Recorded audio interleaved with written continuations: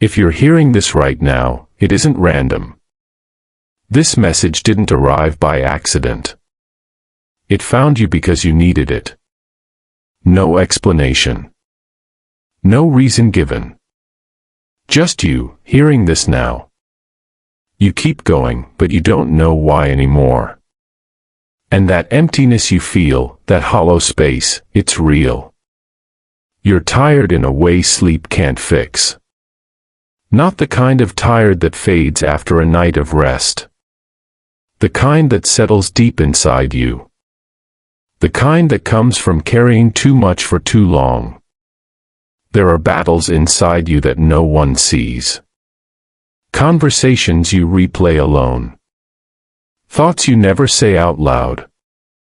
Weights you lift quietly, day after day, without anyone noticing. You kept going when you didn't want to. You showed up when something in you was already gone.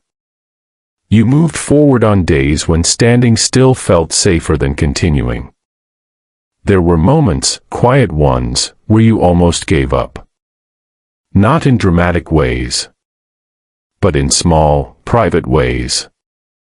Moments where you wondered if it was worth staying. If it was worth holding on. And yet, you didn't stop. You didn't disappear. You endured. That endurance cost you something. It drained you. It changed you. It took pieces of your softness, your certainty, your ease. You don't feel the same anymore. And that isn't your imagination. You've been surviving, not living. Moving, but without direction. Continuing, but without meaning. And the hardest part isn't the pain. It's not knowing why you're still here, still pushing forward. That emptiness isn't weakness. It's the aftermath of almost breaking. Only now, only after that truth is spoken, can this be said quietly. Your suffering was not punishment.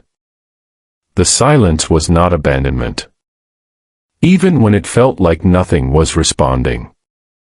You were not unseen. God has been closer than your breath. Not loudly. Not dramatically. Just present. The universe wasn't ignoring you. It was watching you hold on when there was no reward for doing so. Watching you survive moments that should have ended you. You were never alone in the dark. Even when it felt endless. And now. This next part hurts in a different way. People are leaving. Connections feel thinner. Conversations don't reach as deep as they used to.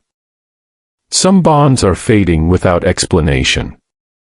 Not everyone can come with you. Some connections were only meant to carry you this far.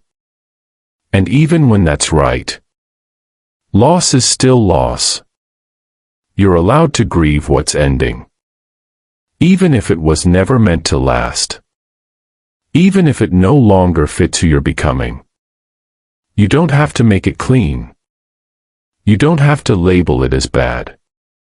You don't have to rush to acceptance. Separation is protection.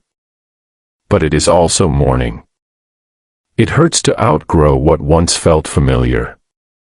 It hurts to stand where you are and realize that some people belong to an earlier version of you. That grief matters. It deserves space. Some goodbyes didn't come with closure. Some endings came quietly, without ceremony. That doesn't mean they didn't matter. It means they mattered enough to hurt. And still, some things had to end to spare you. There were nights you didn't think you'd survive. Moments you almost gave up completely. Times when losing people felt like proof that you were being left behind. But you were never abandoned.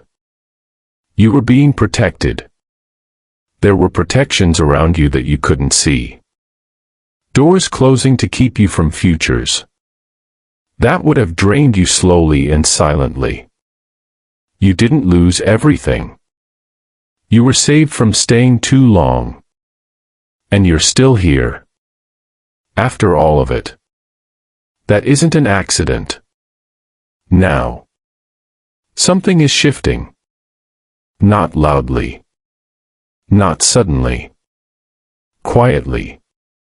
Something big is approaching. And you can feel it not as excitement, but as relief.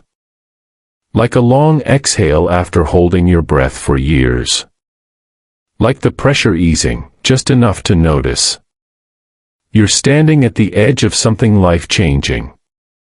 Not because you chased it, but because you survived long enough to reach it. You don't see it clearly yet. You don't need to. It's already moving. And when it arrives, you'll understand why the emptiness had to come first. Why so much had to fall away. Why becoming this version of you was so expensive. This wasn't given to you. This was paid for in endurance. You crossed something. Quietly. Without witnesses. Without applause. This was costly to become. Welcome to 2026.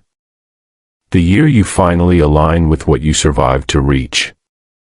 Before you leave, do one thing, slowly. Write something sacred. Something personal. Not for anyone else.